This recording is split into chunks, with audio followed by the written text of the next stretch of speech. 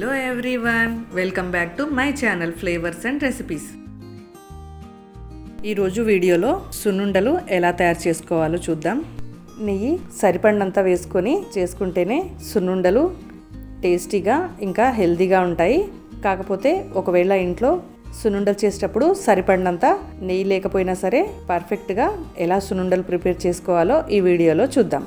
ముందుగా stove on చేసుకొని మందంగా ఉన్న ఒక గిన్నె తీసుకోవాలి. నేను ఇందులో 1/2 కిలో పొట్టు మినపప్పు తీసుకుంటున్నాను. లో టు మీడియం ఫ్లేమ్లో మినపప్పుని వేయించుకోవాలి. నేను పొట్టుపప్పు తీసుకున్నాను, మీరు కావాలంటే మినపగుండ్లైనా యూస్ చేసుకోవచ్చు. మినపప్పుని ఇలా గంటెతో కలుపుతూనే ఉండాలి.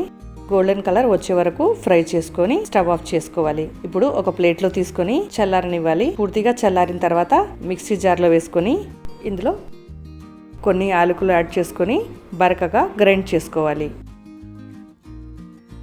ఇలా గ్రైండ్ చేసుకున్న తర్వాత అదే కప్పుతో మినపప్పు ఎంతైతే తీసుకున్నామో అంతకంటే కొద్దిగా తక్కువ బెల్లం కానీ పంచదారని కానీ యాడ్ చేసుకోవాలి. యాడ్ చేసుకొని మళ్ళీ గ్రైండ్ చేసుకోవాలి.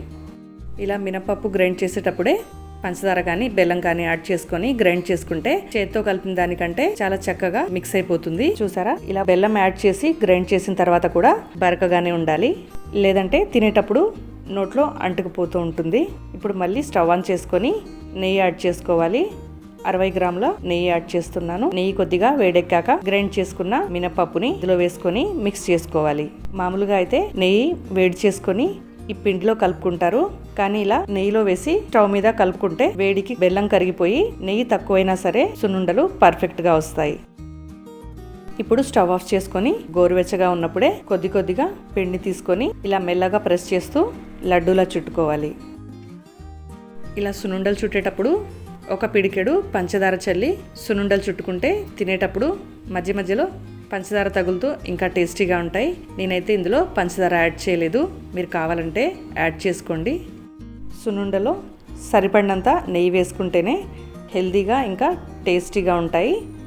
ఇలా నేను చూపించిన విధంగా తక్కువ నెయ్యితో అయినా సరే సున్నుండలు ప్రిపేర్ చేసుకోవచ్చు. మీరు కూడా ఈ సున్నుండల్ని ప్రిపేర్ చేసుకొని ఎలా వచ్చాయో నాతో కామెంట్స్లో షేర్ చేసుకోండి. నా వీడియో కనుక మీకు నచ్చినట్లయితే తప్పకుండా లైక్ చేయండి, షేర్ చేయండి, సబ్స్క్రైబ్ చేయండి. ఇంకో మంచి రెసిపీతో మళ్ళీ కలుద్దాం. Thanks for watching.